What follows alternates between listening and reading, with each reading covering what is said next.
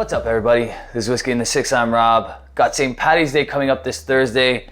Like I always do during St. Paddy's Day or around that time, Irish whiskeys. Got the Blue Spot, 7-year-old. The box is a little weird over here. It's like off printed, like it says aged years on the side, which is supposed to probably say it beside the actual 7. But either way, this is the tin. It was $100 at the LCBO. I managed to get a couple. I was happy with that. Over here is the Redbreast Cask Strength from 2021. These are basically bottled in the exact same year. This is a newer batch of the Blue Spot. I think there was one batch before that. Could be 2, but I'm pretty sure it was only 1. Really like this, and you're gonna find out why in just a second. Starting over here with the Redbreast 12-year-old. Now, not too long ago, they changed the packaging. I think it was about 3 years ago. They changed, or 4 years ago, they changed the packaging of the Redbreast 12 Cask Strength. 56.3%. Like I said, this one's bottled in 2021. This is batch 1, all right? All right, so it's opened up a lot since I've bought this bottle. Much more fruity notes now. I do notice that when you fill up your glass less, you get more notes on the nose for sure. So that's something to keep in mind in the future. The more you fill up your glass, the less you're getting out of that nose.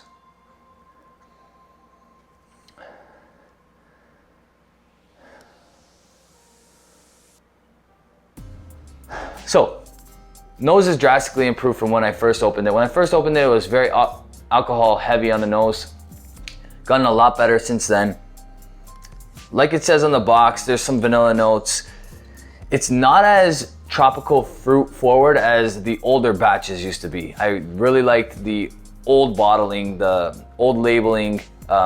Those ones brought a lot more tropical fruit. I don't know if the quality has diminished over the years or whatever it is. Maybe they can't keep up with the demand for it, which we're actually seeing because a lot of them sell out really quickly.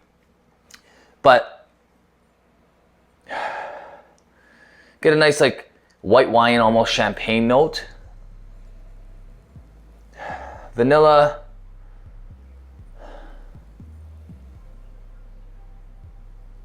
And it doesn't smell nearly as hot as it did when I first opened it. So that's a good sign.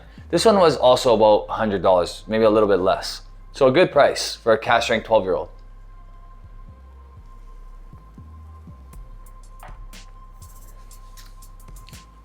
And the palate's improved quite a bit as well. Triple distilled, like most Irish whiskeys are, a little bit more fruit heavy on the palate than it is on the nose. And it has gotten a lot better. Significant difference from when I first opened this bottle. When I first opened this bottle, I texted my friends. I said, honestly, it's not even that good this year. Maybe it's the batch, but I've noticed that the newer bottlings haven't been as great. This one needed a lot of time, and I'm happy I waited because it's drinking a lot better now. It's a combination of bourbon casks, Oloroso casks.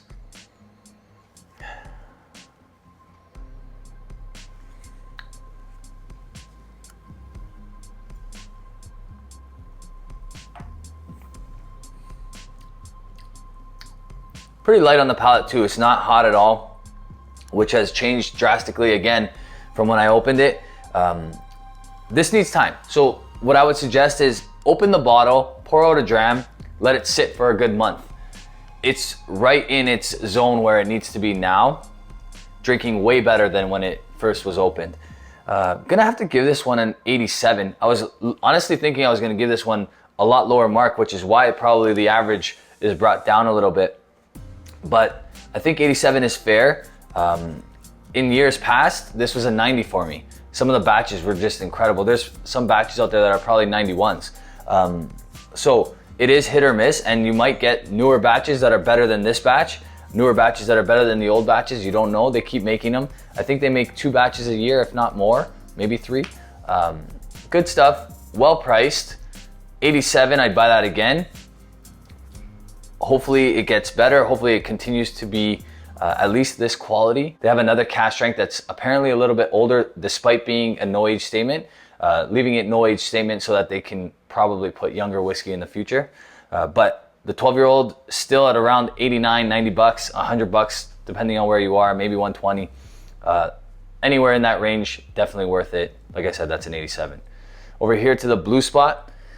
So this one's got a combination of casks. I know that there's Madeira in here, and the Madeira is actually 21 years old. Bourbon barrels, sherry butts, and Portuguese Madeira casks right on the box, or tin anyway. Nose is very nice on this one. Very, very nice. 58.9%. You can watch my buddy Jeremy's video on this, Sipper Social Club. I will link to it in the bottom description. He just reviewed this as well. He really liked it. He talks about the debacle that this release was at the LCBO. The only good thing is that at the LCBO is $100, and that's a better price than most places in the US. A lot of places jacked up the price when they saw the demand for it. I don't know if that's gonna continue. It will be released every year, so maybe the demand goes down as more people get a bottle and don't go crazy to get one. But we're talking about something that's looking at like 300 bucks on secondary right now. Really, really tasty stuff. I'm gonna tell you why. So the nose right now is a little bit more reserved than the 12. It's a little thicker, but there are some really nice sweet notes going on in here. Some like decadent, like dessert fruit notes, like sugared fruits or cooked down syrupy fruits. Maybe like papaya, touch of mango, some apricot perhaps, all caramelized. Like a fruit cake kind of note. A vanilla fruit cake with lots of fruit loaded inside. Fresh fruits that are baked into the actual cake. Like peach cake, kind of get that kind of note. Caramelized peaches. Okay, on the palate.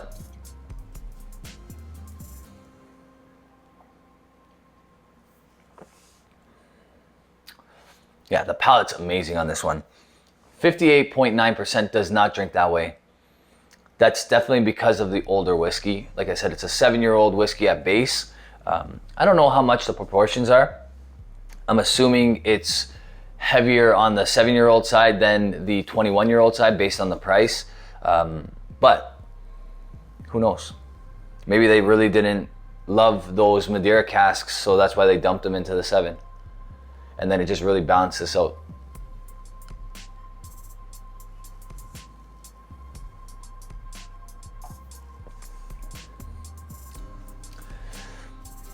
That's really good.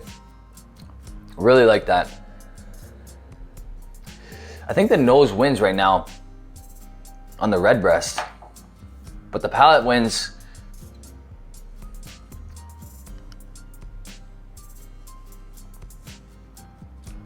Over here for the blue spot. This bottle, the only reason I was able to get it is because my buddy Paulo went out of his way a few different times to drive place to place at the LCBO because of the gong show that is the LCBO and the way they released this. It was all over the city. Some people had to drive hour, 2 hours to get a bottle. Paulo was one of those guys that had to drive quite a bit to get this bottle. He ended up getting a couple for him, a couple for me. Really lucky. So thank you, Paulo. Really appreciate it.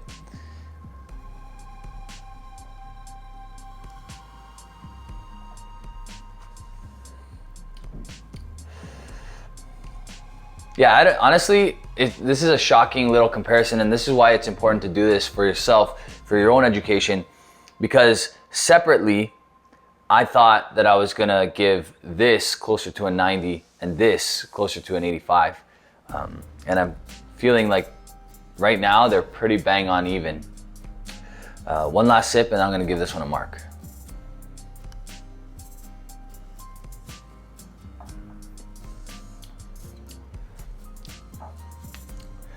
maybe add some water.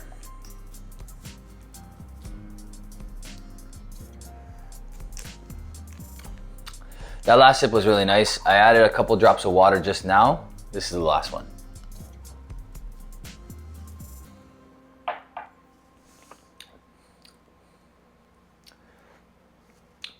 little bit more going on here with the water. Just a couple drops. Obviously, I had very little left in my glass.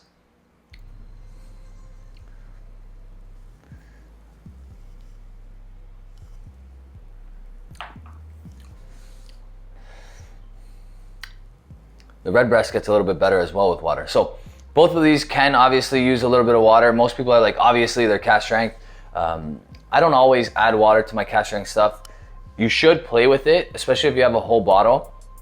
Play with a couple drams, see where it's best. Some things drink better at Cask Strength, some things drink better at like 46, 48, okay? Obviously it's hard to measure exactly where you're at with your water, but keep that in mind when you have a Cask Strength whiskey. It's why we want everything at Cask Strength, so that we can play with it as opposed to the company adding their water to it. That is an 87 for me. Really good stuff. I probably would have given it a higher mark if I didn't put it beside the Redbreast 12. I honestly thought that the Cask Strength 7 was a lot better than the 12 up until literally this tasting. So that being said, I will still give the edge to the Blue Spot. I'll probably give this one closer to an 88, so 87, 88. This one drank best today. So I've had this 2 or 3 different times and it drank best today. So I think that it's probably safe to give this one an 86, 87. So they're about a mark apart, however you look at it. But both very good and both reasonable in price, in my opinion, especially if you got them in Canada. This one I acquired in Alberta, this one I acquired at the LCBO in Ontario. So, or my buddy Paulo did anyway.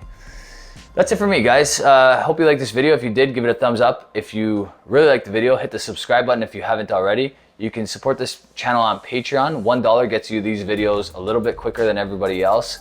And you also get the rants quicker than everybody else as well. And you can follow me on Instagram, Twitter, and Facebook. Cheers.